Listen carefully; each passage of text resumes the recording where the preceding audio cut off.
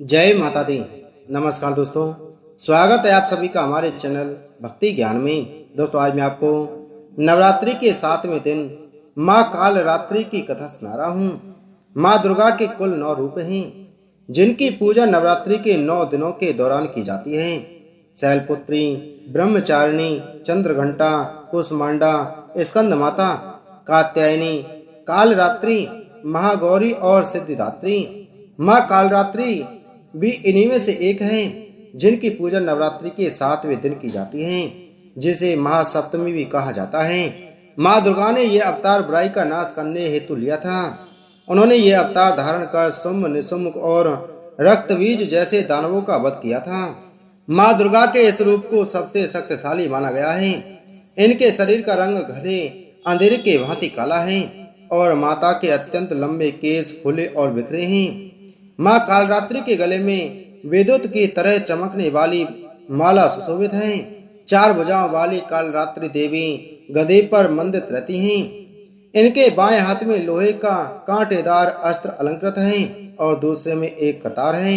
माँ कालरात्रि का दायां हाथ हमेशा ऊपर की तरफ उठा रहता है और लोगों को सदैव अपने आशीर्वाद से सुसज्जित रखता है। उनका निचला हाथ भक्तों को आश्वासन देने के लिए है कि वह माता के संरक्षण में भय मुक्त होकर रह सकते हैं। माता को गुड़ का भोग अति पसंद है और उन्हें लाल रंग के वस्त्र और रात रानी के फूल भी अत्यंत प्रिय हैं।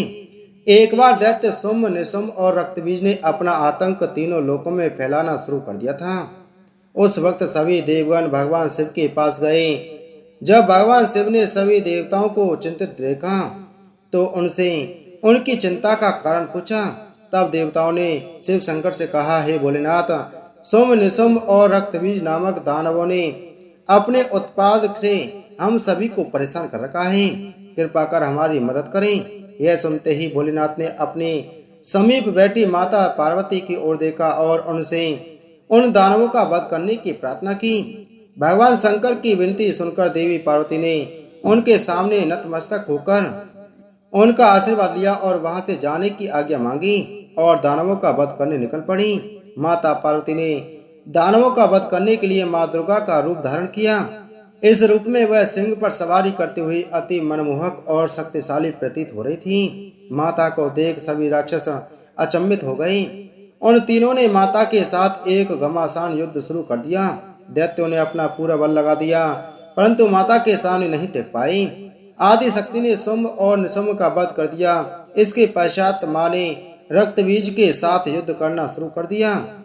रक्तबीज कोई मामूली दानव नहीं था। उसने कठोर तपस्या कर ब्रह्मा जी से अमर होने का वरदान हासिल कर लिया था। ब्रह्मा जी ने उसे यह वरदान दिया था कि जब भी उसे कोई मारने का प्रयत्न करेगा तब उसके शरीर से निकली खून की बूंदें जैसे ही धरती को स्पर्श करेंगी, वैसे ही अनेक रक्तबीजों का जन्म होगा। इसी वरदान के अनुसार जैसे ही माता ने उस पर प्रहार किया, उसकी खून की बूंदें धरती पर गिरी और अत्यंत रक्तबीज प्रकट हो गए। उसी क्षण माता ने कालरात्रि का रूप धारण किया।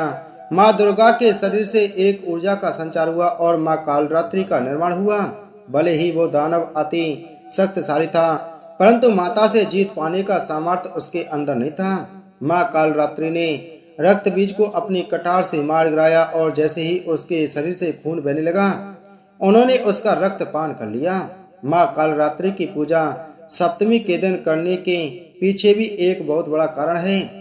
कहा जाता है कि 6 दिन देवी की पूजा करने के बाद 7वें दिन हमारा मन सहस्त्र चक्र में स्थित होता है। इस चक्र में हमारा मन सबसे साफ और शुद्ध स्थिति में होता है। इस वक्त कालरात्रि की पूजा करने से हमें ब्रह्मांड की सभी सिद्धियों की प्राप्ति होती है और सारी असुरी शक्तियां हमसे दूर भाग जाती हैं। माँ कालरात्रि की आराधना का मंत्र, जिसके जाप से सारी मनोकामनाएं अवश्य पूर्ण होती हैं। ओम देवी कालरात्रे नमः, अर्थात ओम के समान निर्विकारी माँ कालरात्रि दुख रूपी अंधकार का नाश करने वाली है। दुष्टों व राक्षसों का अंत करने वाली माँ हम सबका कल्याण करें। देवी दुर्गा का यह कालरात्रि स्वरूप शुभ फल देता है, इसलिए इन्हें माँ शुभंकरी भी कहा जाता है। माँ कालरात्रि के ब्रह्मांड के समान गोल नेत्र हैं। अपनी हर श्वास के साथ माँ की नासिका से अग्नि की ज्वाला निकलती है। अपने 4 हाथों में खड़क लोहे का अस्त्र, अभय मुद्रा और बर मुद्रा किए हुए माँ अपने वाहन गर्दभ पर सवार हैं। बोलो माता काल रात्रि की जय।